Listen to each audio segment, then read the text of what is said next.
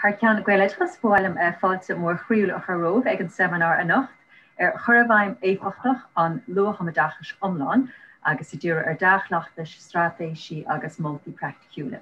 So the mascán bra the hand-thaithí agus san tuiscin an ábhar seo ó a chásca lasmud ceann bháin lasmud an Gaeltach agus ceann bháin leistigh an Gaeltach. Agus táid Harbheith sásta go na hí Aoichainteoirí seo linn agus gúil sibse ile linn agus tuigimid go mé bhaid níos módaí go breanúir seo amachchan seo ar si Neasáin agus ar an canal YouTube freisin agus tuigimid gur trééis sé fior gnóch é seo le cuasaí mar táí láthair leis na scoileanna agus cinnte go nachníimiid ar fad an tábhacht amháin leis an ábhar seo. Ach go háirithe in níos scarúnt cósúntasach óntanga ag na páistí agus is chuige sin bhfuil an seminar seo ann a nacht. Agus ónar daithí hain mar eagraíocht agus ónar blé le scoileanna tuigimid go nimrín an Luath-Thumoideachais Iomláin teannach ar fearfach ar Camus Gaeilge na báistí agus ar gomas an sin dá réir dal an leiclis na hábhar I log tríd an curriculum go Éifeachtach. So mai cinnte go sibh golóir sppraige agus muinte as an seminar a nacht agus tá an seminar seach an bheith bhístúr caithfir le fear Éifeachtach le annach chuid san-thaithí agus san-ólas farsing aige ar an Luath-Thumoideachais sin míhall Maighdine gur las uachtarrán Gaeilge é freisin Tá Harbheith buachta bhíhall freisin as Caroline leis an ábhar a tharint le chéile roimh an seminar. So gam buirt le bhile as bheith linn agus tásúlagan go mbeadh sibh an tainmh agus ceardlainne. Máire Ní Mhaoileoin agus stáin chéadíir muid gúilte se hafad an sin mar dúirt blán agus speisial a fáil ríisteach síomh Gaeilgeachas amachchan seo. Tuigimid ar fástáin tábhachtach tile leis an luath-thumoideachas nó luath-thumoideachas mar a deirtar. I deisiimios an na gasúr Thomasatanga, I deisiimios an ag gasúr nó adultaí, aithne chuir ar chéile tríd an dáratanga go leor cásanna go fáí ar inisíbhín sa Gaeltacht tain.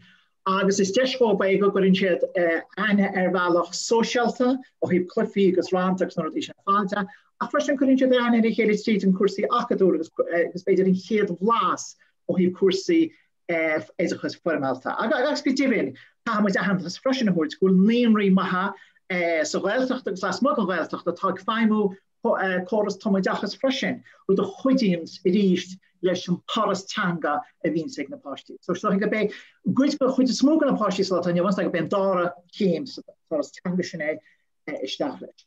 Máidir blána sin tá panel on tagan agus tá cinnte go bíad na tháinig sib chun éisteach agus ní mise, so tá siad an sinne amachchas bhór góir Caitlín Uí Shúilleabháin an sin.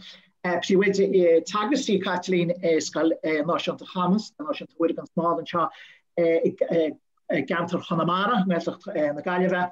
Agus a blianta taí ceibes móna scoileanna difriúla agus go leor Caitlín go leor beidir idirhealútanga, chleachtaítanga agus freisin tá se go á ar Caitlín go bhfuil ceantaoirí dúchais agus fólamóirí sa siúmar rangaice. Agus go dibhinn tá taí ar ilrán an freisin beidir thugus amachchan seo. Dhéir chéim baint amachcha is naid chus lá Gaeilge a goiste bhuiide an Smál agus tá sí mar stúrthóranis mar an dohanna díon leice tá sí mar stúr freisin ar an múinteoirí Chonamara an éideachas páirt aimsire tá sa Gaeltacht in seo a Chonamara.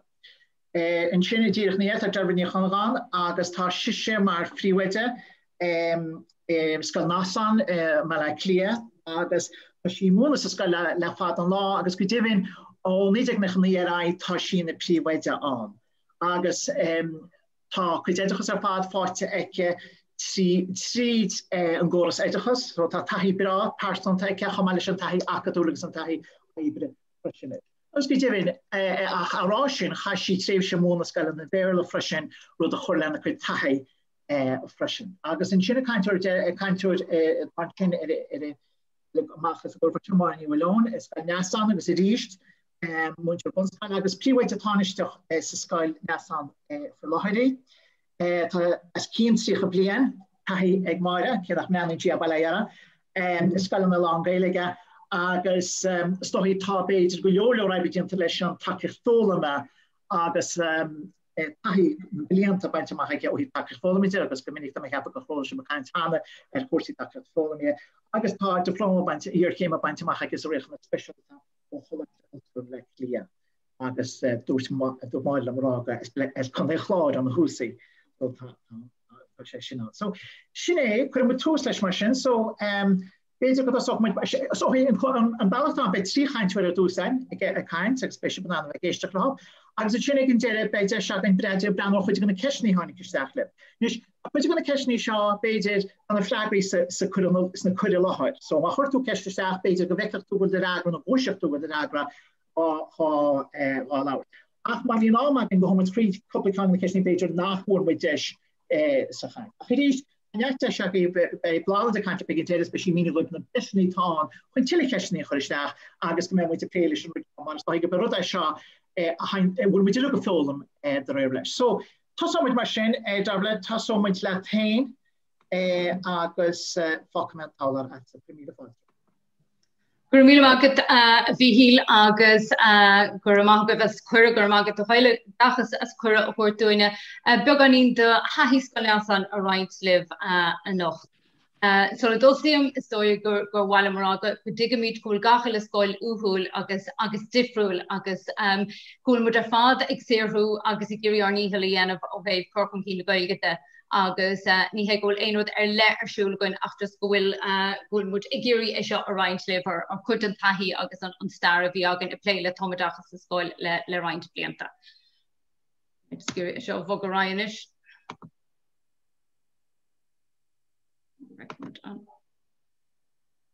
Right. So who's in sin tá sé luaite gom tan taide luaite agam agus ní he ggóla mi ggéirí gal isteachta taide in éair inniu agus statisticí agus torthaí a chorals fógóir ach díoch le choranúil go gapan gohfuil sé táhata ggólamúid ólach ar seo agus go nathímúid bhfuil taide ar fáil agus rud nach raibh ar fáil roinnt blianta chun go bhfuil taide a bhainean le cuasaí in éireann agus an Thumoideachas in éireann agus aber Tuismitheoirí Litreacha in éireann an dáhangachas ní bhíoch sé sin ar fáil tá sé ar fáil inis agus más an ggóil se anhabhta go dogamúid an tóla sin go bhúntóirí agus de hiit muoi le bhfuil muí agan agus muid a paint ar an ábhar seo. Agus dus luam trí siomh an sin áit go féidir tá sé denta ag Gaeilgeachas féin pan páirtlan taide an agus an taide a lug idirnáisiúnta agus náisiúnta tarnaí le chéile ag cag chomá an taide tá muoinethe ag cag agus taide eile nach é agus siomh eile an sin taide ratha tar bon ag DCU ag an óna tealbhú. So tá sé ionta bhfuil tachta goin ar an taide sin agus massam gur fiú go mór a lehéid a roinnt le múinteoirí le fórne le go mbeadh an muí agan agus muid ag leabhart faoi Thumoideachas agus an cleachtas is fearr idirnáisiúnta atá ar fáil bhfuil láthair. Ggéirí seo de bhógarráid. Ag tachtarráis go Scoileanna tá Scoileanna ar an bhóg le breis agus chuig go bliain bunú idirchleachtaí in idirchleachtaí is bun Scoil lámhaige imleach lia é ein srochas san ilach ach sroch amháin agan agus thart a gaithe chuig go páirte agan go teasta. Tá 14 múinteoir ar an bhforan.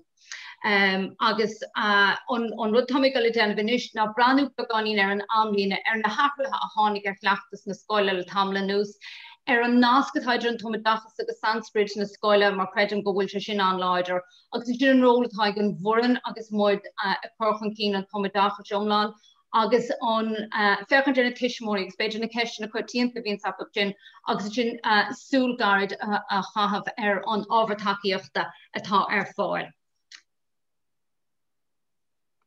Ará an se a rí. So thugann sé seo léirgus agus forhrathnú dúin ar an Scoil bhí aganna an sin le cuasaí Thumoideachais agus ach go háirithe agus muid féchan ar sin tús áchhair le múna an bhéirla. Ní aithneoig mór an daoine beidir na leabhar na bíobí beg aráit sin hús chuúne ach sinna bhí agan ar bhád ach táim sé féchan daríire ar an stréifh ó tháinig an curriculum lasí isteach in nídagnéochaní a rá go dtíon lá tá Johan. Agus spective an sin mar a bhí an béirla. Bhí béirla ag an am sin amúine agan in rang na ní an beg. agus an sin ag bogarrá hosamúd níos déine an sin le béle I rang na ní an mhóra. Ach timppla sin tá on curriculum a bhí fáil, na trolínta bhí fáil ón Ryan, agus an sin conas mar a bhí muide a tuairt faoi cuasaí béle a hosnú sa Scoil ag an am. Mé rá agus mu de branú an písan sin atá Aoichainteoirí darach agus in goram, cé go raibh béle an múine ag na tréimhsí sin is na ní an bheoga dúspáire is focailithint agus fónic a bhírsúla goin, agus ins na ní an mhóra bhí mu de chuir tús leis an léthireacht. Ach dar ri ní raibhtanga ó bhéal a dhéanamh riamh goin. Agus is an aspatanga ó bhéal sin a bhí á cáine nuair rinnemuid an Master of Scoile ile in 2002. Agus bhí na cigeirí go mór I ggéire go gurfií I bhain an curriculum Iomláin bhéarla ag an am I rang na ní an seoir agus rang na ní an tíintear. Agus bhí an tréimhsí sin conspóideach golóir agus sús go dtí an sin bhíon in 2006 sin bhí rinne an CNCM taide cadíd na múnlaí a bhí arsúil, cad é an curchaig a bhíon sa scoileanna éagsúla. Na is taideach torranta a bhí an ach ag an am chéine agus bhí mu hain páirrtaán agus ag trid son an Thumoideachais ag an am sin agus ag míú an dea-chleachtais idirnáisiúnta a bhí ann. Ann sin ile tugu ardú doin in imnitir carcha 2007 Fort Fuin Merle agus gá órach le go le béle a bhfuine ins na ranganí níán ag an am sin. Agus níor tarniú siar sin go dtí mí anar 2010. So bhí an tréimhsí sin ar fad dúnánach golóir, bhí golóir ceiste níos san éarainn agus I lehéad ach nuair rinne mu chéad Master of Scoile ile in 2011 níor tuguáard bhla de corchan cí an bhéarla corchan cí na Gaeilge agus níor tarniú ein áard go raibh mud ag tuairt faoi nach raibhtanga ó bhéal arsúil ins na níán. Tá roithí mór an tíle casta leis go curriculumtanga nua agus tá na Harragontaí ar fad bhí mu de denna déimlíon ribh sin in 2006 tá siad sin á corchan cí ins an curriculumtanga nua agus chomáile sin an deis ann inis an béarla a chuineáil siar a rít go dtí rang a hain. Agus sin an cinenne atá denta aganna mar Scoil bunathe na chlárachan nua tá tagachan cí agus chomáile sin bunathe gobéiteach mu bedílis den tanga den curriculum Iomláin béarla agus an béarla a bhuaine I ggótheic scoil tanga ó bhéal agus an tanga Iomláin arsúil. Agus tugann sé sin deisúin an sin tíúteach a cuasaí Gaeilge den chéad dá bhbliain. So sin an cinál staire tá agan lei sin tam dúirí seo bogarrá an seo go dtí sin agus an núsa sin an rud atá an ná na chláracha bhí an úsáid ag an tríd an taobh sin ar fad. So I bhád siar bhí mud ag úsáid a denna fónic agus a denmh Letterland agus den ag bogarrá go dtí Ballyphonics. Bhí na leabhraíní sé an si agus an chlár lua léthireachta arsúla goin.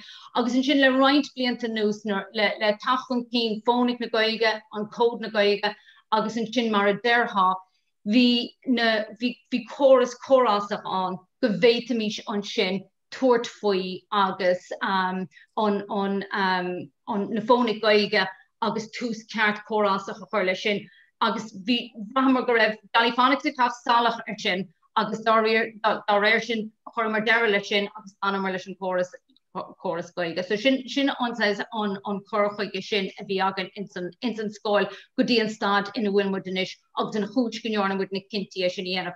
Chuirda mar rá ag gach áit go raibh ahrúann agus go raibh mud ag boga ó chorchaige a bháin go dtí chorchaige eile. Bhí is play fórna bhí an ar dúspáire agus an sin an bord banistíochta agus go chumar na Tuismitheoirí ar an ólas gur thugamór an réasúníocht dóibh agus gur leabhar mar lo faoi céim fág raibh an cinenne áirithe á dhéanamh. Agus níor choú ina chuine sin ag gamar be go chleachtaine leis na cinnti a bhí arsúla goin. So dúracha bogarrá massam go bhfuil an Thumoideachas dá réire agus ceist an Thumoideachais Iomláin tá sé fitte fuairte le Sanskrit na Scoile agus fís na Scoile agus dá réire ionachais na Scoile ar úsáid na Gaeilge. agus bín se anna hábhta go mín sealbhútanga ann agus go dáirlíonn sin agus go mín napáistí an cumarsáid choulua agus is féidir trí bhean na Gaeilge. Agus tá se antáta bhfuil corchuig scoile Iomláin an agus corchuig scoile éintethe chuige sin. Agus denimid é sin Scoil bíimiid agsúl daríire go míon na ní an hagann siad isteach go mín siad ag prósealantanga daríire agus an sin go mín siad ag obair ará agus ag ggéire mar dem tan rudimi or go mín siad a prósealantanga agus i ggéire tuairt faoi antanga úsáid leis an múntóir. Insan ní an bhóra bíimiid agsúl an sin go míon na páistí ag leabhart lena chéile as Gaeilge. Agus an sin go hondul faoi rang a hain bíimiid agsúl go míon daoine ag leabhart as Gaeilge an tamar fad. Na dúnhanna buint leis sin imlíana margheall go bhfuil ná margheall go raibh na páistí imithe as an Scoil le tamil anús. So cinnte darfa tá wad níos mó dúlan ag buint lei sin I láthair na huaire. Bhí muid caint sin maidir le ónachas na Scoile agus Caitleanna mí muid agsúl branní muid ar an Gaeilge mar na páistí ag cahabh a néide scoile. Ní léide scoile aganna, so an bailach go míí muid na páistí gur bí antanga ornéide scoile agus go gaithe siad é a chahabh agus iad ag teachtar Scoil. Go gaithe siad chomáile sin go gaithe siad féchaint ar an Scoil bell doris nar hagan na páistí sin isteach ar Scoil, ní chaitheann siad an ná éidí chofad le gata na Scoil, ní bhaineann siad na héidí agus iad ag teacht amach an Scoil, agus ní bhaineann siad na héidí go amach ag sprís a chlós. So go cuid é sin den bailach go buirmid chun cín na Gaeilge agus go digan na páistí. Go cuid é go orféinúlach Scoile go labhraíimiid Gaeilge agus go bin an bach den nachnítear muid. Bín se an tábhachttas dar nóí agus tá mé cipalúfar ar báil le an tanga atá tastal an na páistí sin a bhuaine dóibh, so tanga an chlós, abertí struchtúra a thuairt dóibh, agus iad a cheartún ar atá siad ag denmh botún. Ach iad a cheartú ar bailach deara foch agus athrá dhéanamh agus abertí athrá ar an mealach ceart. Tá gata dríochtar nó bhí gringrafta agam húsa gin, just níl smachtum ar an ceantar faoi láthair sa tá mé bolsa tro mi cheart lóteo ar chótéigen. Tá an beidir go raibh siad siar tá go leisceil. Tá gata dríochta agam an sin agus fearach gach Scoil eile sa tír tá gata dríochta sin an is cum cadí enimiid ní bhí míid an annachar lí ar na páistí ar hí bháin den gata sin capan siad gúilde carcolór fel air is béir agus ar an tí bheile an sin go dríochtúil gosnín siad ag leabhart as Gaeilge. Ach is dúlan é sin dúin freisin go nanúdís go féidir Gaeilge a leabhart agus iad imithe ón Scoil. Ach barrier géir go mín mar derm an gata dríochta sin agus cosú leis an gata céine tá chuineál COVID amach as an scoilení ar fad tá sí sin ag chuineál Gaeilge ar níomh amháin agus béle ar an tí bheile agus mar derm is dúlan ar le é seo dúin. Ceantas a dúlan eile atá an tréisún bheith dúnta le faoi róla an bblion se caite agus a ríis de mbliana nachhfuil an taithí céine ag na páistí bheith ag éisteacht lena chéile. Tá chuile rang sais ina nánbeag hain agus níl an ibergníomhíocht, níl an sampla achluisteáil na bunrangana ó na háirdrangana agus tá siad a fad ag feimú mar aine don tub hain. Agus is dúlan ar lehéis sin níl mud ag tacht le chéile mar Scoil agus is rud ag go gahamúd bheith ardalach faoi nuair a bheits an deis goin ar fad tachtarrás le chéile, neart tacht le chéile agus roinnt ons go bhain na páistí an sampla sin go háirthe ó na háirdrangana.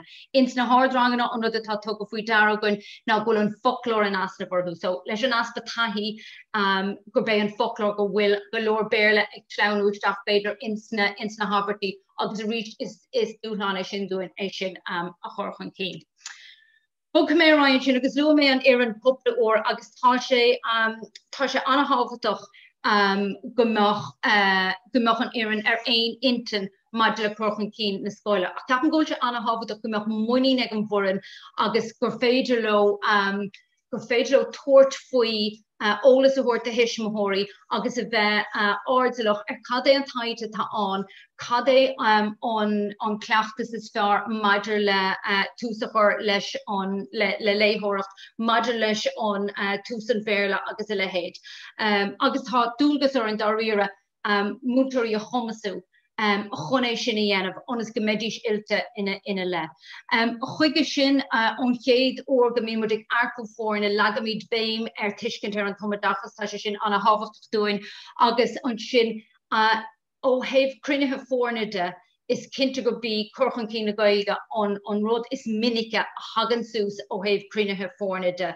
Agus an sin pléimmuid le chéile gnóthachtáil scoile conas mar atá gaiirí linn, so raibh sé fashion a bheith an a féin bheastóireacht is tócha go raibh gach scoil, go mín gach scoil ag plé na rudí seo i gcónaí agus tá sé tábhachta go mbeadh múinteoirí ar an ólas faoi cad é an pictiúr iomláin ó thaobh gnóthachtáil scoile agus cásaíonn sé sin ó thaobh na cinntií atá dentágan híos ins na luamh blianta ó thaobh an Thumoideachas a chorchan cín. Agus go dtigann siad go míon faoi mar bhís muid ag míú de Tuismitheoirí chumá go míon muil áirithe ar ach ceochaí go dagan muid sús le chéile agus ceochaí go dagan gachéine le chéile chuige sin. Bhín an corchaí scoile anna hábhachtach freisin ó thaobh curchan cín na Gaeilge de, so go mí muid ar fad ag obair le chéile ó thaobh feimime atanga de, ó thaobh convention scríbhneoireachta de, cruinneas na Gaeilge, cuasaí gramadaí, agus spragan na léitheoireachta Gaeilge sin ceann go mín dúshlán an ins na hardrangan a choríis go mín curchaí go iomláin scoile agan leis na páistí spragad dul amón na léitheoireachta. Múinteoirí nua a hagan chun na scoile go míid seordóibh agus iad gaiisteach in rang na Neasáin maidir le cadaigh na rudí lena mí muid agsúil agus ceochaí tuairt faoi Thumoideachas agus nach mí muid ag aistriú ar an méarla agus ceochaí tuairt faoi sin. So bín mantóireacht an agus bín antaíocht ó bhorann ó thaobh daoine a bhí an ribh sin. An sin ó thaobh me an bhainisteocht de tá freagracht ar le ag múinteoir in our Scoil de chorchan cín na Gaeilge agus buinneann sé sin le daoine spraga, dúisina a aigrú gur na Gaeilgeoirí na seachtaine an téirma agus a lehéid a bheith dearfach in chorchan cín na Gaeilge. Chomáile sin ceartú na moltaí agus cruinneas is sin a chinú go bhfuil choras ag an chuige sin. Agus an sin bheith ardalach ar tagas gur le atá tastáil in tanga riachtanach má tá rud éigen ar le atárlú, nó folklór le atárlú a ggur ócáid ar le. So an John Durach mí mar de play leis an sin ná Tuismitheoirí agus bhí neart ceistena ag Tuismitheoirí agus iad ag corpáistí aber ag an bhfuil Scoil. Más an bhfuil sé táhachtach bheith mócánta ló agus bheith ospailte ló agus na ceistena sin a raigart dóibh áit go mín siad conas mar a bheith cuasaí béarla in san Scoil agan agus a rís measam bhfuil se antáhachtach an taide a roinnt lo. So tá an taide atá ar fáil agus atá denta ag daoine eile maidir le dea-chleachtais, denna muid é sin a roinnt lo chuirmí de dro na siomhanna sin é agus taide ar le. Ceapan go gabhraíonn sé freisin leabhar sa Tuismitheoirí maidir leis an taithí sonrach scoile atá agan. Agus chuige sin roinneadh lo gnóthachtáil an clog a chóir gnóthachtála atá an ó thaobh na páistí mar Scoil Iomláin. Ag léirú dóibh méidir go mín beganí taobh a dúspáir sa bhéarla ach dréir faoin am go mín sin na simán rang a rang a dó a raig bhfuil si a tacht sús leis an gnáchlog chóir agus an sin faoin am go déim siad a raig ins na hard rang a go siad imi gomach an tosaí ar an gnáchlog chóir. Agus ceapam nar aithní an Tuismitheoirí gur seo fine se a bhaineann le ná Scoil ar le gur nglacan siad leis go bhfuil fis anrathí agan agus bhuilas agan cad faoine bhfuilmuid a déanamh. Is féidir nó chéine dhéanamh leis an litrú chomáile sin ag míú dóibh go míid siad beidir beganí nach chuil ach go dagan gafod ina cheart agus ná chóga méidir se chuir na bun ranganí agus na páistí óga ag bumpráid leis an Scoil sí sa bóthir nó timppel an choúne mat dú fechar ar fáiste tá ag léibh rang a héin, mar ní bheith siad ar chóchéim ach tagad sin ar fad ina cheart mar go méid na skillen a réimhléithireachta ar fad atá clúdatha agan sa Gaeilge ag trasmíl go dtí ón bhéarla agus a ríist ceapan go bhfuil se antáhachtach an cumarsáid sin a dhéanamh gomach an réúníocht leis na ginti atá an réúníocht na ginti atá denta agad mínithe tas na Tuismitheoirí agus go léirín mud mar éan gachéine ní ddíoch múinteoirí na lína nach go bhfuil an éan ar fád ar ag intin faoi céim fágúil an cinenne seo denta agad an thumoideachas a chorabháin agus cadíad an thaide agus cadíad sonraí na scoile agus cadíad ónachas na scoile maidir le leabhar na Gaeilge. So chuige sin agus tá sleann an sin maidir leis an Bhfeidhm tá sé ar fad luaite RRC Bhfeidhm cad é an tuismint tá agan ar an Scoil ná Gaeilge agus ar an thumoideachas cad é rial na Gaeilge sa Scoil mínítar é sin agus ceardlainne mé éagsúla leis ó fáistí ó Tuismitheoirí ó bhfeirspictíochta tá sé sin mínithe ar Bhfeidhm sulla dagan tíad thugann in éachar agus na sin ag na cruinethe ólat ag an tús sulla dosíon páiste riamh ar Scoil téimmuid sí tríte agus legamíd anna bhéim ar úsad na Gaeilge i dtimplach na scoile agus cad go dtíoch lena mí agsúl. Díoch ag an deire an sin luam na hacmhainní agus a ríd caffar anna bhola a thuairt do Gaeilgeachas as na hacmhainní seo a chuir le chéile. Maidir le cuasaí thumoideachas, buntáistí an thumoideachas agus go speisialt na ceiste sin atá tacht chun cín inis maidir le páistí le riocht in freise. Tá an oberdenta ag chuir le chéile ceiste na cotíanta agus ag chuir le chéile seminar, webinar agus bilóga ólat ar fáistí le riocht in freise agus chonig me cean eile iste inneo agus nuachlitar eile ar riochtanas idirchas bhreise ag Gaeilgeachas agus caffar is sin a bhola go háir tá ábhar in áde ag cag chomá takeíochta agus as an gúilte an foras patrúnachta. So na ceistin sin agus be in an Tuismitheoirí a fróú I dro na nachmhainní seo atá fáil dóibh chomá. So tá raimpas na Stephen Idirlín sin luaite agam an sin chun taachtar an taide agus tá RC féin an agus dá mar rud ag raibh cheistir le a ggéint an maidir le crochan cín na Gaeilge ó héh level stocha cineireachta de agus a lehéid is beidir taachtarm gin ag príomhide scoileanna.ie. Ach sin é mo chuid gur amachgah an tas an raibh rud ag an úsáideach an sin tá mé cinnte go méid an tábhartá ag caiite agus Máire amach an seo beidir ní spéisiúla an bhúntar atá istú sa seo maranga ach gur míle amach go bhar fad a bheith lena noch. Agus go maithine Deirble agus tá mé cinnte bhí sé sin anúsáideach agus bhí sean spéisiúla freisin brenn de staris do haid ní bháin stair sa tíir seach stair bhar Scoil héin agus conas a chuáin tíring le thumoideachas agus go aithint si deire an táhacht do bhain leis an fráman nó leis an bun aimseach ar síos ó híh an luath-thumoideachas de. Agus just bhil an freisin takeúir is rud dúirtú ó híh an nuachleitiir na réichna speisialta éidir an nachhacha í leabhar déil go í danghail le Gaeilgeachas bhí sí th céan an nuachleitiir Maighdine ó bhí neacham mór an nuachleitiir an nerid samplaí go rudí praiticiúla mata tú léile cuasaí réichna speisialta mar sin an bhí an agus bhiltain chuí bar fad is lechar Gaeilgeachas agus chlárú lei sin agus an nuachleitiir breanúir an nuachleitiir sin. Agus go dtíhann í scape múinteoirí beidir tá léile cuasaí réichna speisialta inmór Scoil. So, welcome to my machine. Got tappy to run Caitlín Uí Shúilleabháin. Welcome to Caitlín Uí Shúilleabháin. Agus we can make a Caitlín Uí Shúilleabháin. Agus 100,000 fáilú Caitlín. Gur maithe de bhí an sin agus bháil an muochas a gáil Gaeilgeachas ar dús chun cuide thuirtram chun caint leben seatrún na nacht agus mar a lo míhall an sin tá mé móna is príomhaid de teagas mé is Scoil Gaeltachta a lár Chonamara agus tásúla an gomáine se bliúg rudi cínta seo tróna tá gáil chun i ddíúisteach go a thumláin ar mo haithí héin agus moltaí praiticiúla thuirtí bar céir vín ar siúlam sa seomaranga agus tásúlam go méidir go mó se seo a deirbh ar chuine cíns. So ar a chéad sleán an sin feicinú goil me duna chuirsís ar hanga ó bhéal agus mar a lua míhall an sin níos lóta tá measc an Camus I mo seomaranga tá an fólamóí a beidir ag tús na líán nó beidir a run na bliana isteach ag Scoil Gaeltachta agus tá cantóirí dúchas a chain. Is Scoilrá ide atá mis móna an fi láthair, tá mis a móna ón na líán sos go dtí ranga 2 agus tá múinteoirí a móna ranga 3 sos go dtí ranga 6.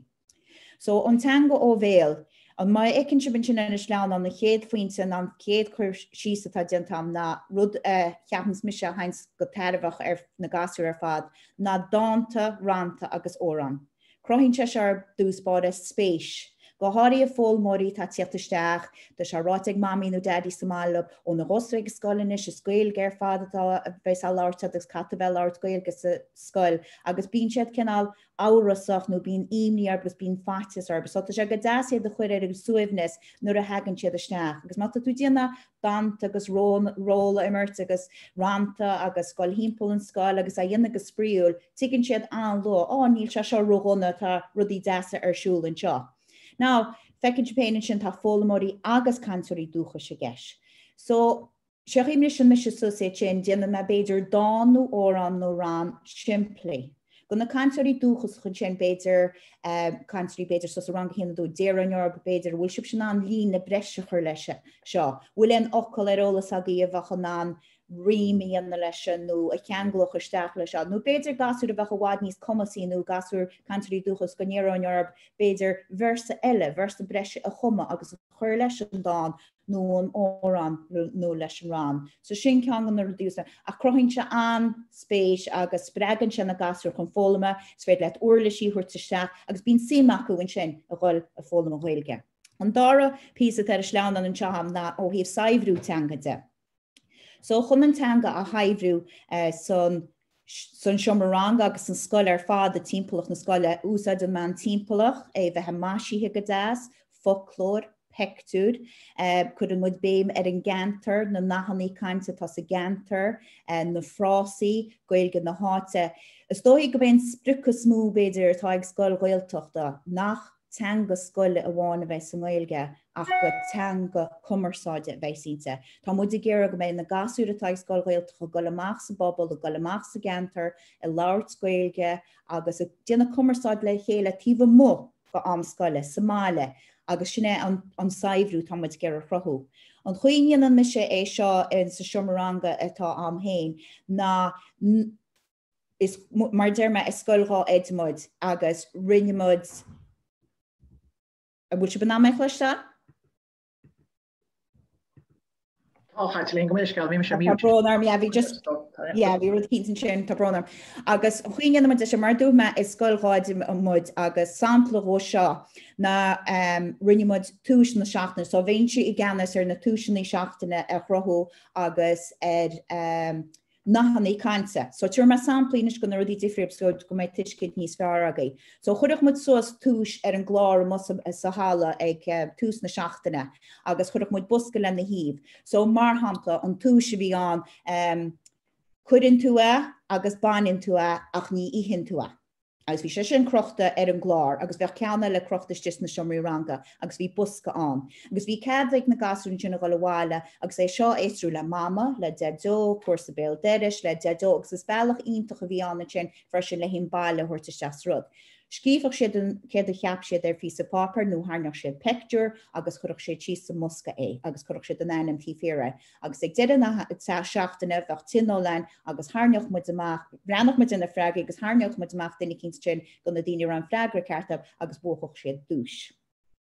Gun na gasú bhí ní sinna bhí muid tú dúcha an breisegób, bhí siad ná na rudí seo úsáid a beidir sna heistí a bhí á scríomh acu agus mar sin de. So nahannaí caintin sin bheith siad crochta ein, bheith na nahannaí cainte ar siúls na siomaranga difriúd mar hampla tá mé stúcaí leis an nuchras, tá mé spalpaíthe leis a tart, agus bheith pectúr agus an nácainte sin crochta sus na siomaranga. Agus in sin bheithir na gasú réit sin a gloiseach mu é sin sa gaiins na sa góra á rohan lei Scoile bhí cuartaí bag a glasáin agus thuireach muid gan na gasréid agus nar bheith tríocha carta bailíhead íofacht tú pes aber baile. Agus bhí sé sin ionintach chun curcha cín na Gaeilge. Bheith muid asúl beidir le caiide níos áde beidir an na gasú ní sinne go me leisce le bhúntar a bhfuil cead am decha áil tá me spalpaí leis a tart, beidir na gasús na lína bheith tú a gloise an focail spalpaí, bheith tú chasásta, mar bheith gorá siad I dtíanana an ceangal sin. So sinne an bailach a rinne muid le haon saibhrú teanga. Má dí leis an timpplacht mar hampla rudaí atá gimocht agus tá tucaí fao deara aine mar scoileannaí Gaeltachta na an folklór, nahannaí cainte, na rudí a bhí sa gantar go hondúil. So mar hampla an pártach. Tá an tárainn gúlmuid nátálainn an scoileannaí an nátálainn. So thug me na gasú ar hiúlóid láháin agus tháinig muid ar an pártach. so bhí mu déanana chuirsíos bhí dúchan móna leatíh bhóthir agus bhí me chu ceistnaí agus nírá tuair mé chud go an gasar bhí gasar an rán folklór a bhí chuide acu nará. So rinne mud bailú changurdaí agus rinne mud chuirsíar thug mud eise agus scoilead, thug mud na rinne mud amach na henrachaí, rinne mud póster agus bhí aber bhí fód móna, clíarán móna, na difriúdaí lechiarhhar agus chuir mud na henrachaí lo. Agus sin rinne mud tugra ceardlainne bartach, agus rion mé an rang sos an grúpaí, chuir me gasúr ó na nína neachla gasúr as rangi híana agus dó agus mar sin is bhí grúpaí mar sin, agus sin rinne siad choir láthir na bhí bailúchan dianta acu. So an sin bhí an dúchlan a bhí ag na nína na a bheit an na rudí bhí ar póster a animnú. Sin cuiarán móna, sin fód móna, sin bhí siad ag gróigi móna beidir gasúr bheach an Albert Iomláin na thuirteid. Beidir an sin gomach gasúr a bheith cantar dúchas a chomach neart Gaeilge go an chuirsíos ar a broséis. So sin bailach chun an tanga a haimhrú agus an rud céna tá tú gúsad an rud céna ach tá tú déanana an idir jaú ó híh chumas teanga agus ó híh ranganéide. So sin an bailach úsad an smise chun an teanga haimhrú agus an timpplaach. Agus mar lo níos lochte freisin rálóga, banin siad anchreic agus sprí as in na rálóga agus ar nús Tá carcisgus in iscéig slabal sa slabal chadéireach ní nuair ag an anna harint. Agus bín anspórte cén duine smút an an é rá. Agus even na nínan tu buinn siad bhúir mar tá go pí a gáí agus go pí a sprí bheith san. And sin an 3 points tar seo hamna Ashton, don ólamór agus chun saibhrú. So tá Ashton is bailach iontoch é chun an teanga ólam go neamhhaid Malta. Agus mar hampla má hógan me sih an bhFeidhm mar hampla. Agus tá na henahí leog lecí macham agus chuir san na gasúr a sprí agus beidir go go focail capal acu agus in sin beidir go dúireach tú seach an babín ná beidir nach go focail searach acu ar dús agus gúta gáil hímpel agus mór sin an babín ita ag an agus go dúireach tú an focail searach go nearmh ar Malta i ggóra ó sin an searach tá searach a gimach neartta ach níl tú tá tú aon agus tá sé de géisteach a haon agus spríúr.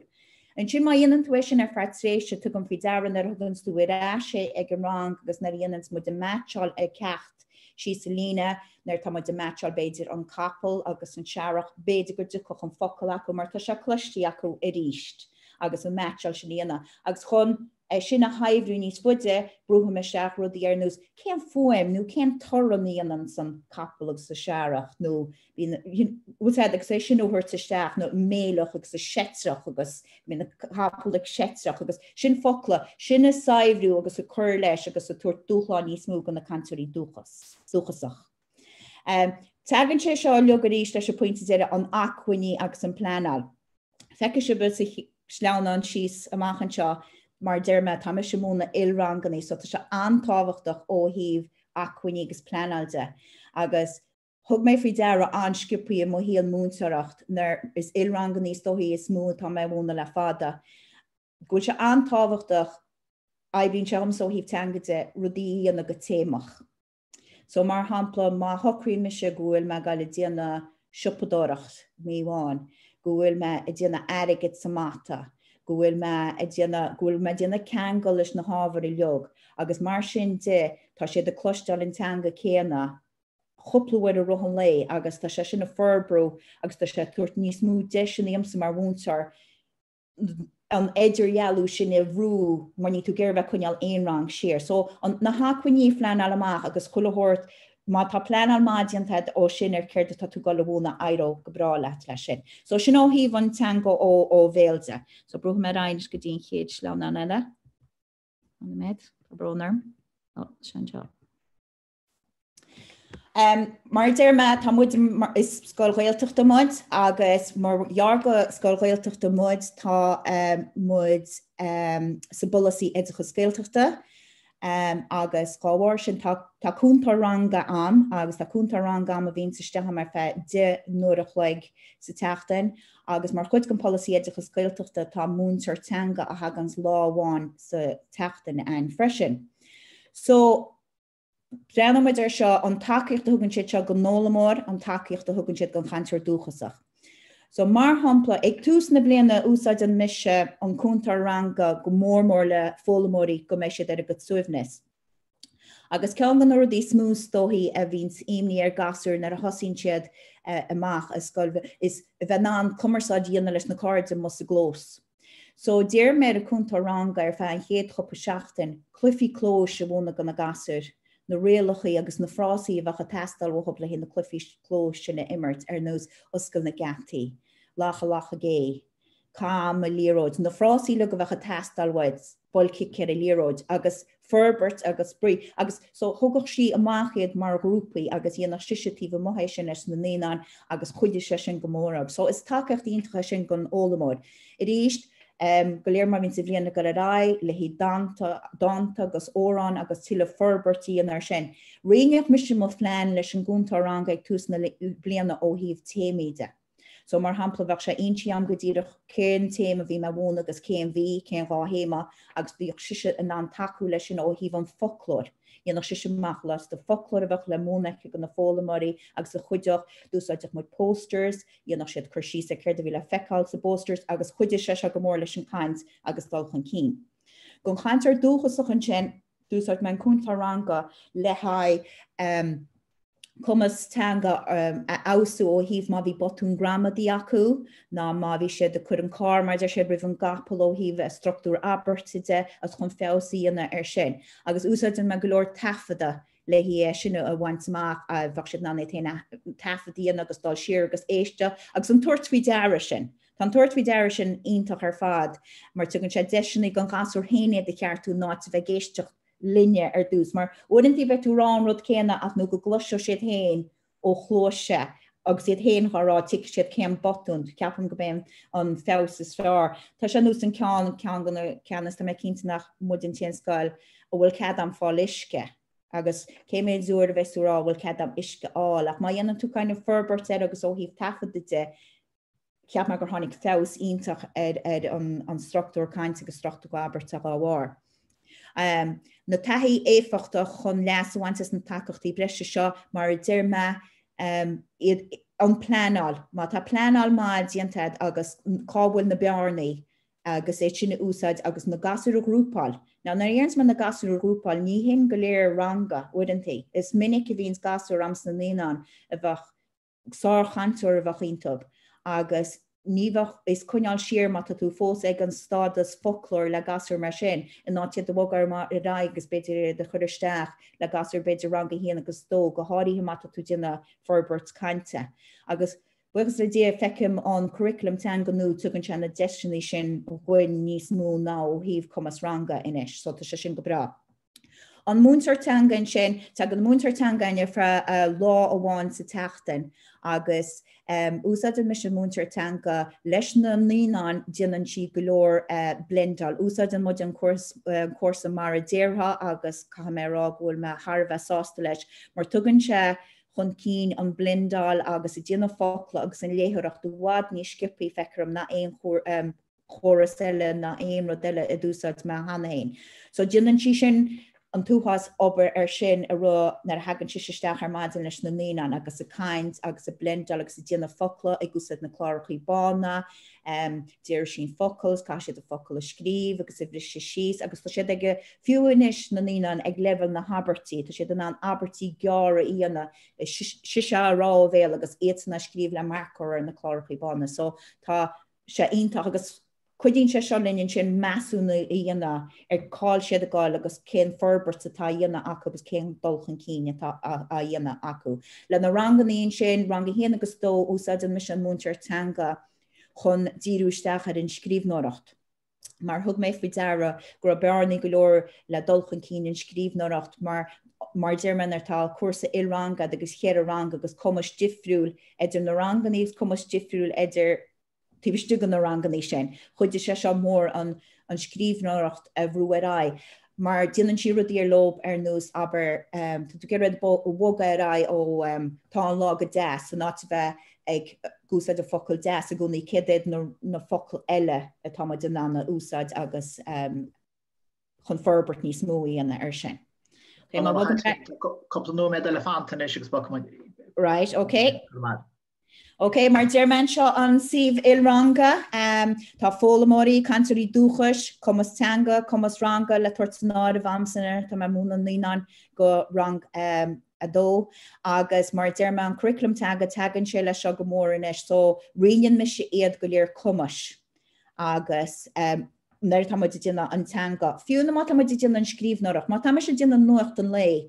Cuid gan nuair dí úsa dins mena, tuair na línan nuacht an léam, tuair siad an amsúram, tuair siad abertí scríb mar a glárbána, beidir nach má chacab sunna scríb ach an méid tá ar a glárbán, bhenig gur a level níos aird ó rang a hían, bhenig gur a orbsan gáú trí abert breise a chum agus chuir leis, agus bhenig gur a dúcháin níos mún sin ó rang a dó, nó beidir cantóirí Venezuela lení smúla hob beidir fiús na línan. So sinnachli a rian me an sih il ranga ó hí fólamóí agus cantarí dúchas agus an Camus, iad a rins ó híh an Camus atá acu.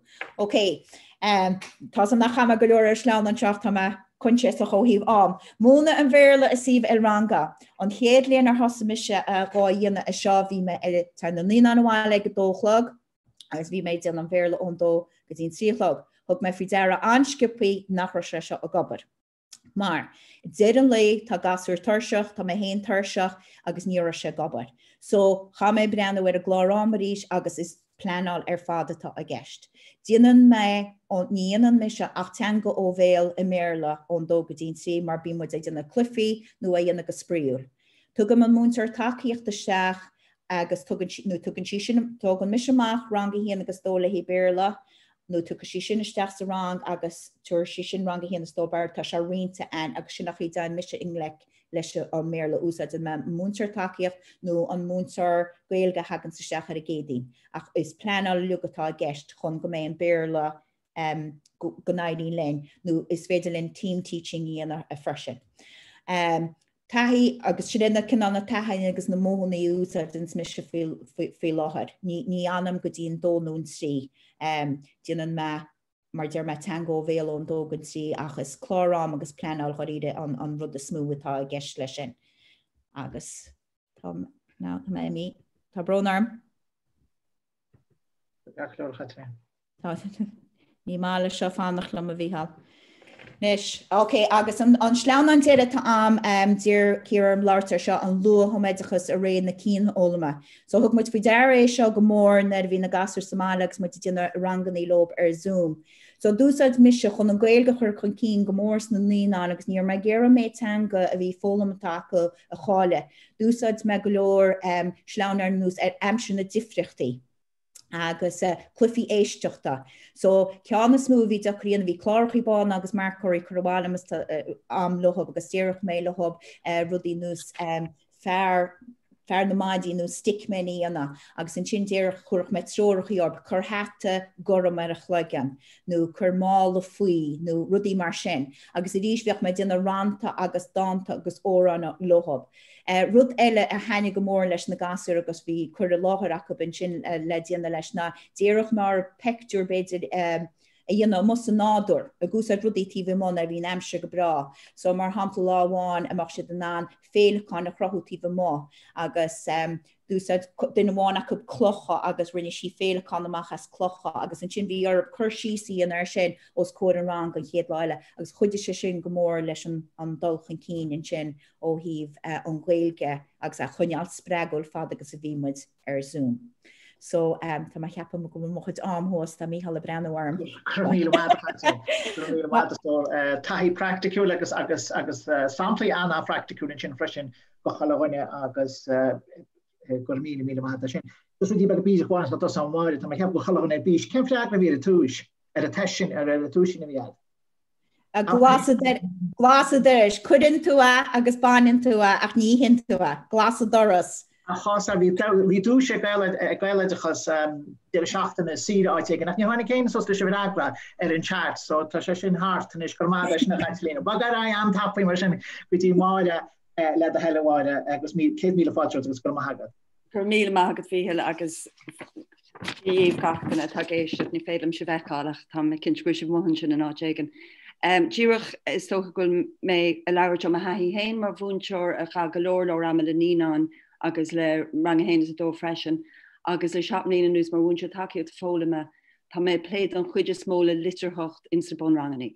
Tá muid an láidir scoil Neasáin ar an cinna lua idir go bháil a litreachta áit go gcuir muid múinte takeid fólama a tuairt takeíochttas na ranganna níán le carasa le hóireachta agus le sprí eistir agus le héad sin chun carú leis an litreacht ag an ní sin. Ní mu dra gofuil muid déanana gachar de gart nó gur gohfuil níos mna bailach amháin a rudí dhéanamh a beidir bhfuil rud éigen a bheith le rágam a bheith fiúntacht a gine cinint tásúlagam. Tá chun léon thar na céad sleanna an seo mar tá go leor de clúd a hena féin ach ní me an na haid a call seo he. So bhí mé so thu muid na sih an difriú le chatlín áit go bhfuil beidir tuchadópáisting ach rang a gin is Scoil carach muid agus bheith duine nó beirt beidir sa rang le Gaeilge agus is gáún díú seachar bhúna na Gaeilge an luúna tá go leor sleann an agra go mar seo. Béis siad ar fáil ar híomh Gaeilgeachas le breanúirthe a tá mise chu léim teirste fu láthair mar nach chuil am agus támuid faoi bhrúin sin a tá rionse acmhainní lúte go man sin a cheapmuid a bhí an úsáideach agus táid dúach mar dearm chu léim teirste an seo. Module eisiú just dearm rud amháin bhí mé tá an tam sin an sprístruchtúra eistir ionta fiúntaach de fáistí agus bhla mín si go leorras. Ach má tá trocadó páiste gosa is siomh Gael scoile áit go bhfuil si de fadig sprí ina good stáisiún beidir 8 stáisiún nó 7 5 stáisiún agat ní féad leat a bheile gach stáisiún agus tá na páistí caithh beidir 10 5 nóid agus iad leir béirle sinna fééis a tardú. Agus is gá bheith fíorcliste agus fíor agrathe le nachhfuil tú caiún sin tam sin a de fáistí agus gur béirle tá á orberteachú. So bhí me caiintle le príomhvision sin cúpla bliana ó hena dúirtlam go raibh an sprí eistú sin a chur go mór leis sealamhú na Gaeilge san níán agus go raibh a gcuid páistí leir Gaeilge le chéile téirme Iomláin níos luúthe níos tapúla ná mar bhí riamh an sprí eistir. Agus bhí muide búr nach raibh sé sin daríar a tarlú in ásaíomh. Ach an rún a bhí chu sin a raibh siad a chuir túr múinteoir seach sa seo mar ranga don eistir. So bhí na múinteoirí takeíocht fólam is just a rang a cabhrú agus ag túir takeíocht a stáisiún ar le. Agus capam hain go sin Tharbheith táchtach. Agus más féidir sin íana fa chorabé idir múinteoirí teanganna úsáid sa sih Gaeltachta nó múinteoirí takeíocht a fólama tein sé chun Tharbheith an rang ar fad. Mar a féidir sin íanamh béidir gohfuil bailíg eile béidir go páistí móra an anseacht agus cabhrú. Ní féidir na sin íanamh faoi láthair leis an pandémic a Camus. Tá go leor scoilna dhéanana sin. Rionn scoilnaí tá siad a déanamh beidir caithh seachtain na múna na bun níos an cinfáilte sin na léimt a múna an buntanga fe seachtainna pétéir me taco agus an sin a déanamh cúpla seachtaí sprí leis an téime sin an then a tógáil seachtain leis an buntanga riochtainna go bhúna ríis agus múinteoirí takeíocht a fólama ag túir takeíochta sin. Tá mé léim tar seo ar fadan is ach mar dearm béis sé just rudí a Deirble dom héin ar bhí mise a pléile eistir. Agus a chatús go dtí an litreacht an léthóireacht a riire agus mé fág a golóradí maidir leis an léthóireacht an seo, dú go ddíúir seach ar món léthóireacht. Sin atá in sa curriculum teangan maidir le chatála a bhína bheoga agus ní an bhóra. Sin iad na rudí dearann siad linn, ach tagann sé síos go dtí scileanna. Agus na scileanna atá le múine agan agus ar forbairt agan in ní an bheogas in ní an bhóra, si na scileanna ceann chéad i méile san Gaeilge. Mar bhreaníonn tún curriculum béirle an curriculum Gaeilge tá na scileanna mar an ggéine. Tá muid a géirí a chéintú go na páistí a buin tanmhas leabhar gohfuil siad ag go muid a léomh leabhar lo, gohfuil siad a buint sultasta, gohfuil siad a caint faoine leabhar, agus go bhfuil siad ag forbairt folklór timpeall an leabhar sin, go dtigann siad chun capan na cló, go gaiid siad léamh ó cléige jazz, agus gaiid siad léamh ó bhar go bon, agus an sinna dul raigedí Aithint Litreacha, Aithint Fuaimena, gnéanaan na fuaimena seo focail agus dhéanaan focail abertí agus gur féidir cíle winchasta, tá na scileanna sin mar an ggéine méile san Gaeilge. Agus nuair a bhíonn muid na sin do Tuismitheoirí, go bhfuil na scileanna seo a trasníil an dáthanga. Má tá isig páiste chun is léamh ó cléige jazz san Gaeilge tasacha chun is éanamh i méile. Má aithníonn siad an litir S i méile aithnóir siad é an Gaeilge agus an bailach eile timpeall. Tántálinn chuil an dá abítir daríar mar an ggéine, ní muidir pléile le Seapánis agus Gaeilge. Tána litreacha céine níl le fuaimena Conghamhna mar an ggéine. Ach sa bun rangan níl siad Caitlín Uí Shúilleabháin bhealach tríd fé a déanamh teanga bháin seachas teanga eile. Agus míon muidir sin dus na Tuismitheoirí. So a bog a Ryan sin díreach forarach anna happy chunas mar bhrisin muid síos agus céad cadíd na scéimena tá an úsáid agan is go Neasáin agus nílam chun mór an ráfaí sin a dúr go méid sé an siomh mátá sé úsáideach de aine.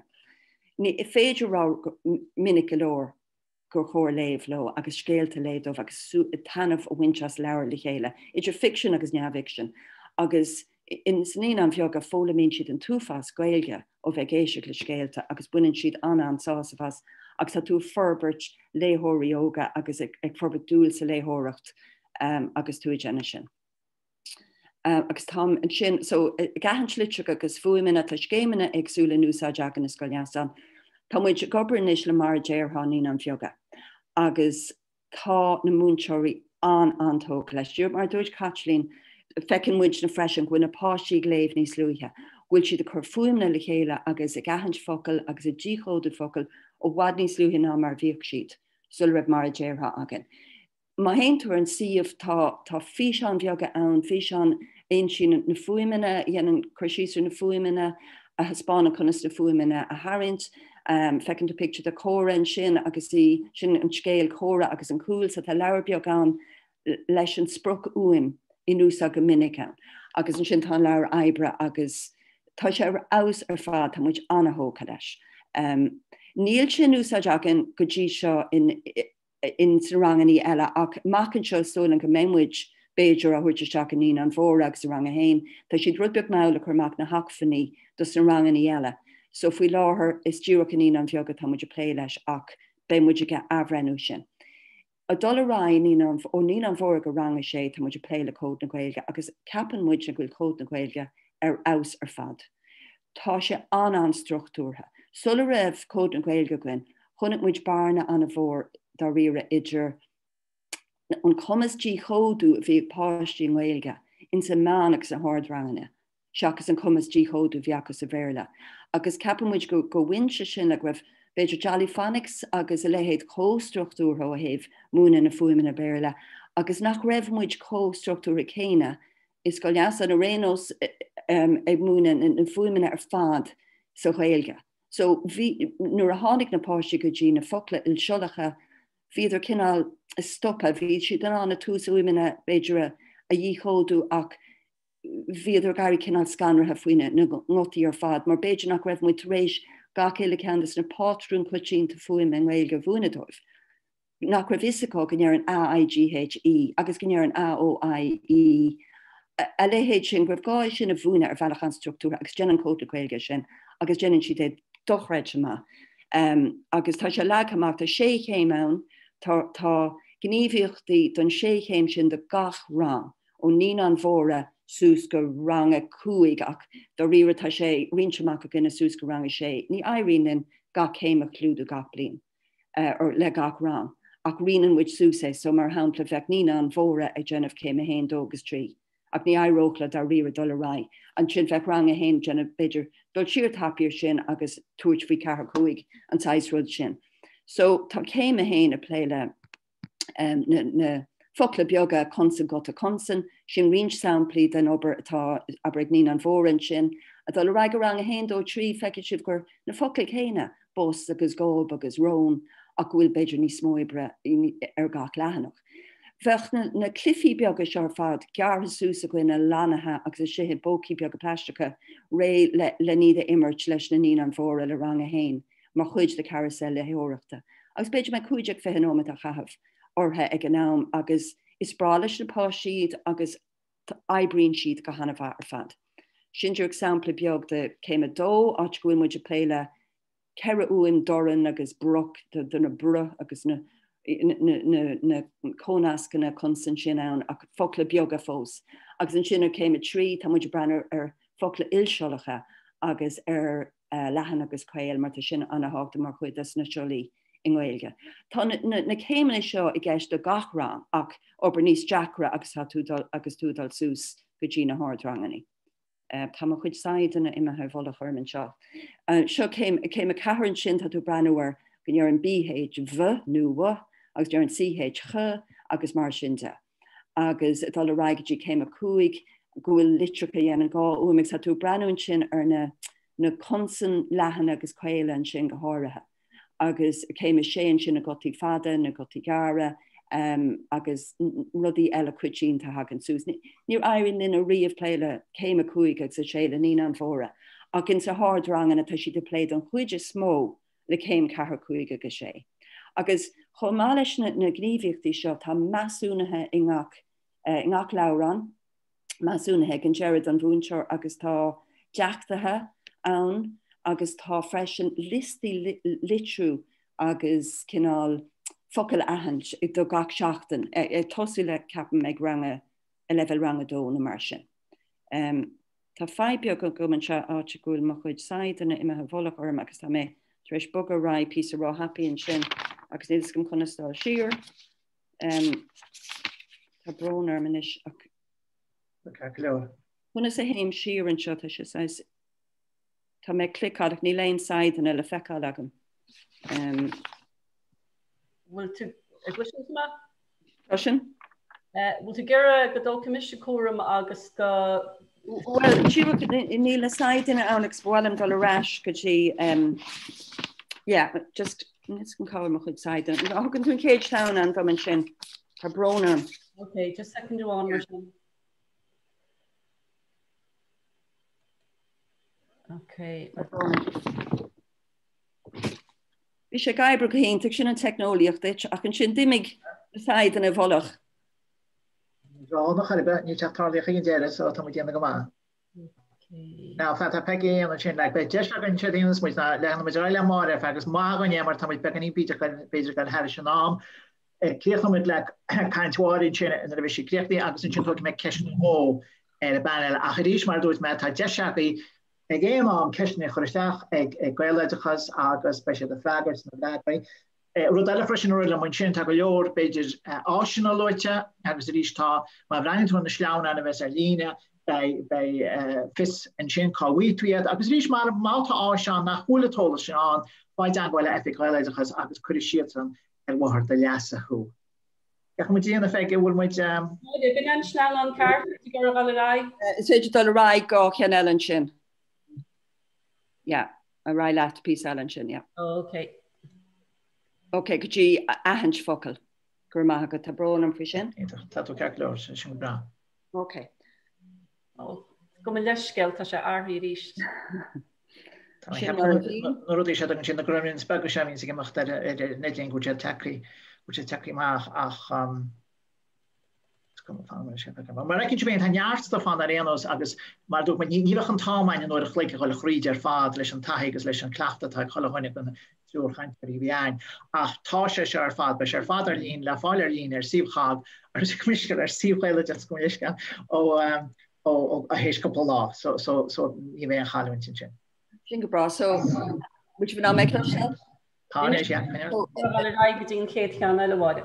Ja, so sin an countseog full so an mé mission an bhogan isnú doinní tá sé lum sa bogan vis. So a pléile ahant focail ddíachchanna happy úsáid muid face the focail agus tá sé rás ar fad agus garan muid sús na focail sin agus sin siad bhhailins na paáistí op bhhaile agus bín siad a ghlachtú freisin bí muidir gimmert cliffi beag agus stamp agus péirí agus mar sinnta. Agus an picture sin de san nachgus a Dreamery, mar bhaintear takeíú de fóla me buinem se anúsáid as a cliffi sin. Níl annach na focail an jefocail nachgus ar face the focail ach is even lo iad immert agus céhfuil siad de fad mar ggéine is even lo iad agus tein siad sin a bhhaile lo gomininic in sa paáistí freisin agus bín siad an iad immert sa bhhaile. Sé sin beidir na páiste bhfuil deachreachtaí acu agus gúil gá chola tile-chleachta. Ibrin si sin go híntaach dúine. Bhí geiste go marráidir maidir le códa Gaeilge, is Gaeilge ola atá ann agus tá daoine nach bhfuil an hóca leis de bhar sin beidir chuid daoine ach fecin muidir go ibrin si go híntaach. Agus seo an siúd bín fuimin a beidir nach ibrin don choras teangan atá gcuine, bín muide cinná ddíire ar Gaeilge chonacht is gan Neasáin ach tá rint den oltachas a teachta seach.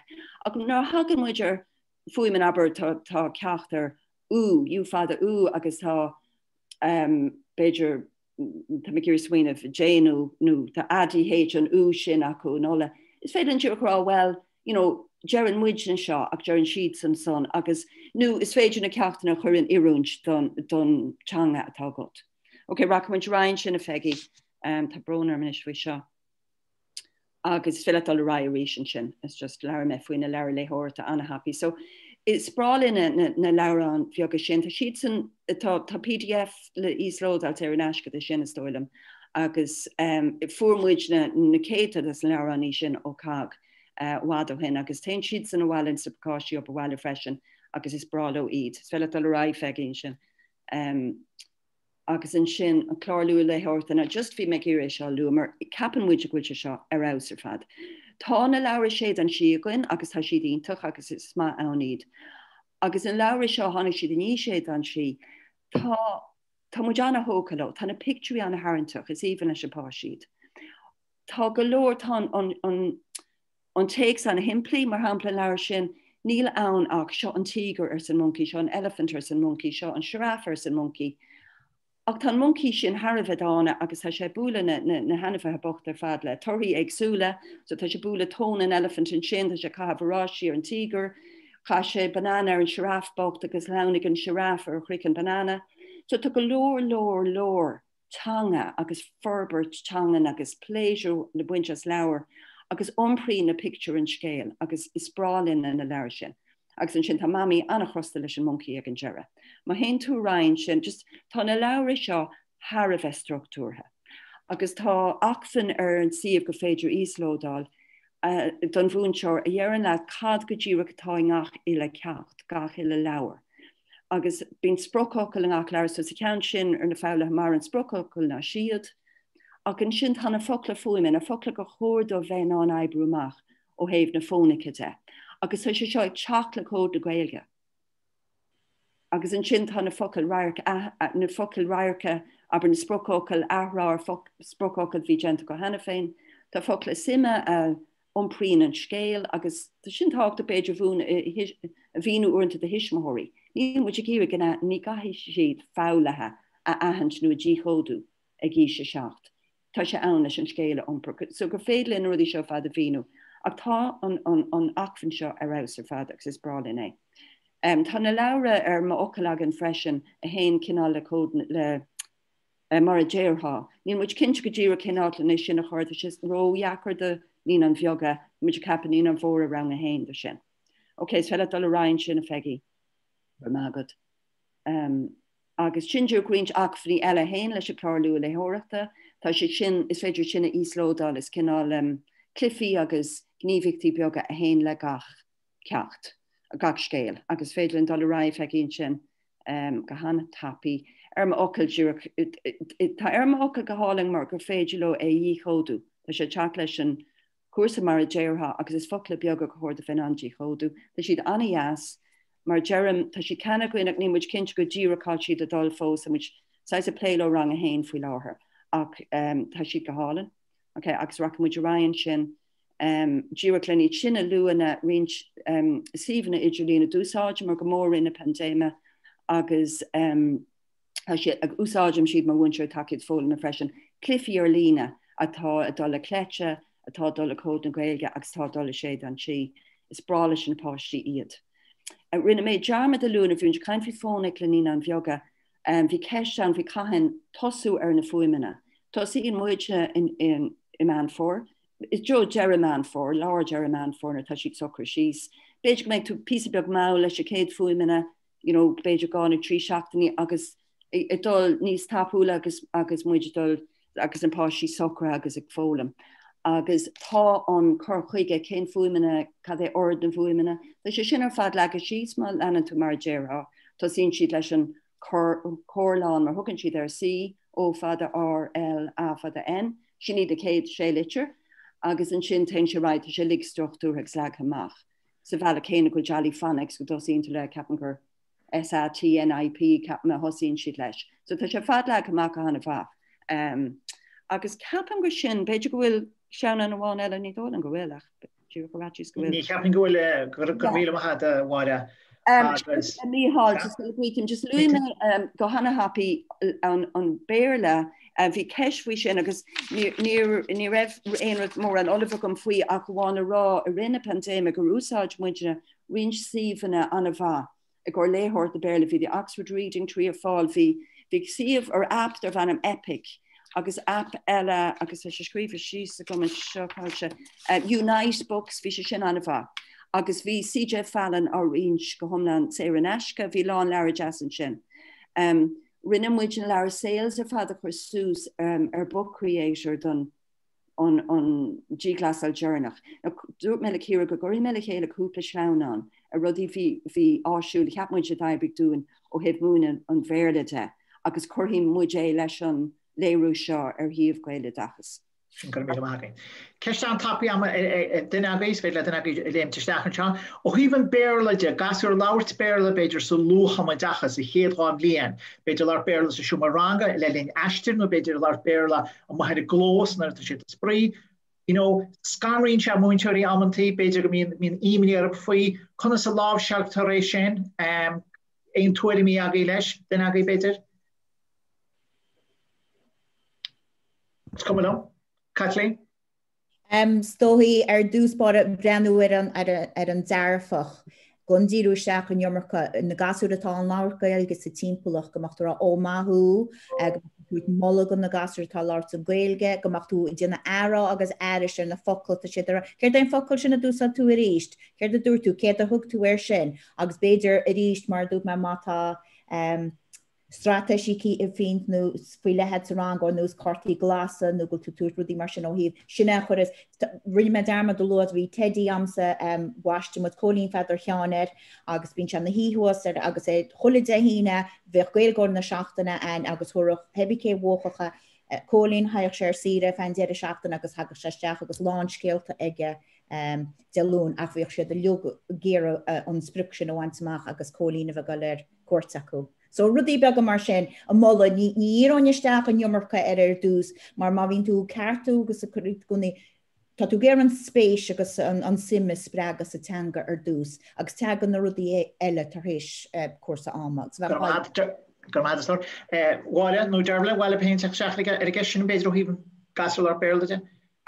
Well, socha ag an túús leis an Gaeilge spreaga is féidir fena char an a bhór capam na páisí móra a chur a plé ag sprí leis a páisí beaga. Ní féidir sin anam lína bhar builgéine agus gafardach go honúil is féidir.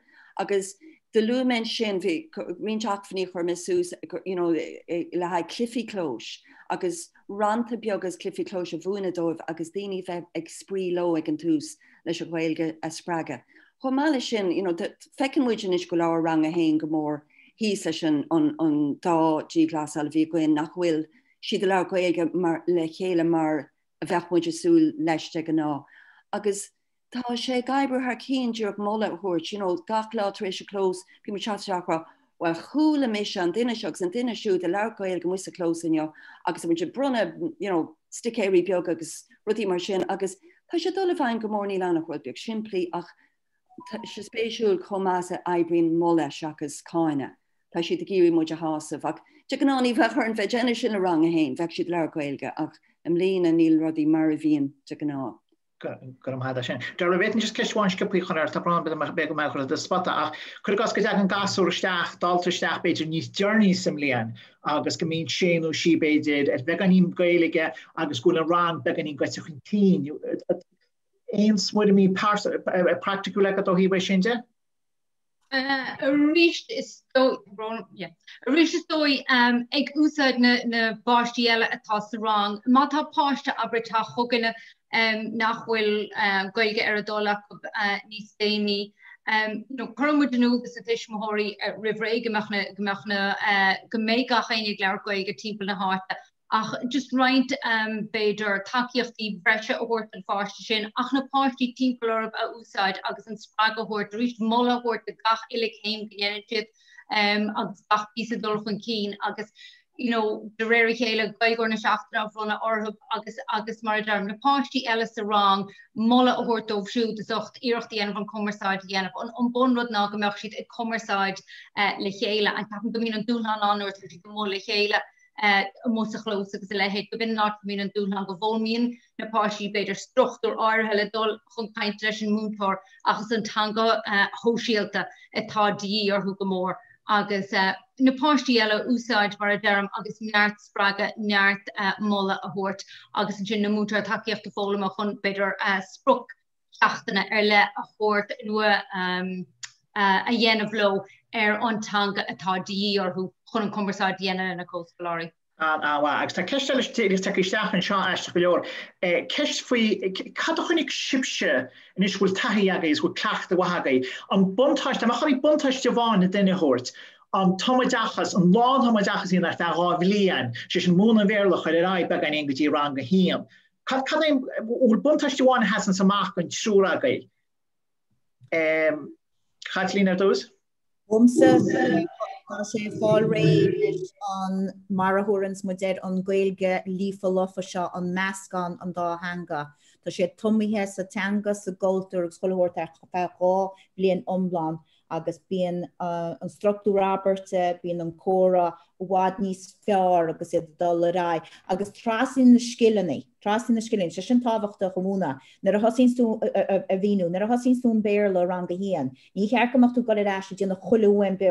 Ní chearcamach tú acha déanana na foimaní nachhfuil mar a chéile agus é sin a bhíú go na gasir. Agus tá tú go lerín seo agus na scoileanna tá fónsta na scoileanna chéana sa sin tábhachta go bhíú tras scoileanna bheitán, teanganú ach tras scoileanna. Agus ainte thuirt gan tá fólam tá hána héna gomnar tá siad fólam a dára teanga agus bu déann fólam tríú teanga amach na deisina sin again. Bháir bhfuil tá le chu leis sin ó híh chunig tusa. Féidir is tócha héh na fuimen agus fólam na léthirta de bhí muidir thoú seach ar Jalifanics in san cuaigú téirme so ní an bhóra tuéis an nóla ach bhí sé ró lua. Ní raibh na bon fuimen na Gaeilge sealamh magalór níor an bonclach chutha magalór agus bhíidir gairí measca sús. Agus chunig muidir is feice méid rang a héanam lína, choúas óla mín si gnear an CH a méile. Jeann si dearmid agus tá siad a chur an rial sin a bhaim sa Gaeilge. So caiigh an Gaeilge bheith da rire sealamh agus búnathe agat in na fuimena sin. Agus margar Caitlín, trasní ní gáit bheith ag tosú ar anrod ón tús a rang a héin, bín a lán de rólas a go hena féin. A cinse just ó héhna le léthirta de bhí sé ró lua bheith tosú ar Jalifanics in éana bhóra. Agus Deirble léimid le leis? No, thiúchan leis an méid dúirt Caitlín agus a dúirt Máire. Is dói is tíoch nachmúid fuirtaisteach an bhéirle in éon chuí in ar gás ní seinamúid éon bhéirle ní chruisin si bhéirle chumí timpplacht Iomláin Gaeilge ar fáil dóibh. Agus cap go dagan an lífocht be ganí níos tapúla mar ní bhíon éon deise go an béirle úsad agus iad ag bogará aber in ní an bhóra dar nóí in an feganí a fólam ach capan go dagan an lífocht is Gaeilge bhriste bhí an agus go min neart lochtaí ach go dagan an lífocht sin agus an deis commerceáide agus an commas commerceáide massam níos túisce agus nuair tanna páistí an písa beg sin ní sinna Capan go féidir a bhíú dóibh mar a dúirt Caitlín maidir leis an go diggin siad níos fearr, well tá tanga nua go nach níl na fuimena nua ní gáú leis dhéanamh. Tá sé sin an dachar bheith a míú sin de fáiste tá fós is ní an massam agus duine an bblion sin an differ agus duine se an differ freisin ó bheith ó bheith réitethe an léthireacht massam so Cairn Téir go leor bailí.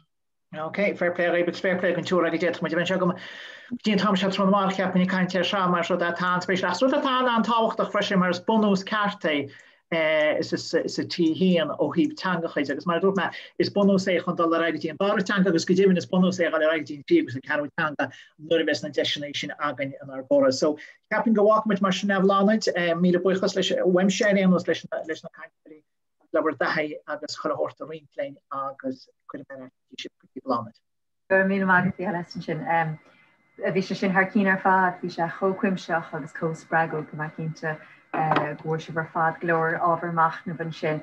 So Harbar ganan sin bhhailm buoch sa gail mé há leis hain mar caihirdach ar an session bhí seámha agus in caiinteoirí a log bhí sé fearha. Bhhailm just de sé hapú buchtá leis an bhar freisin agus an sin tugu molla ar ball den luath-litir sí cura úidir na luath-litearthacha sin agus tá ordhála agóildí as sin gicínta. Cuir Peggy an sin Peggy cuidháid hir den acmhainní sin bathatanga a chuir sé ólas is teach sa chat faoi. So bíí far amach dó sin mar mai cínta go méid sé ina acmhain den díomh a log má le carcan cí na Gaeilge ar bhain ile scoile. So bíí far amach dó sin agus seolfurt na hacmhainní idir gníomhacha ar an féh héanú Aibreán.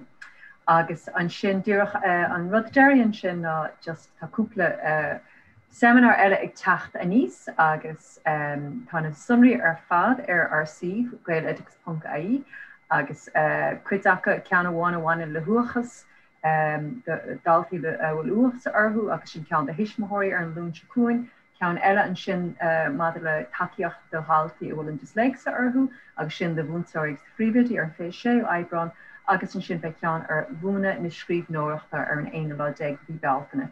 So bhrálinn sibh ar fád eáil ag na hócáidí sin agus idir an dálinn tu bhí airad tí féin. Maighdine.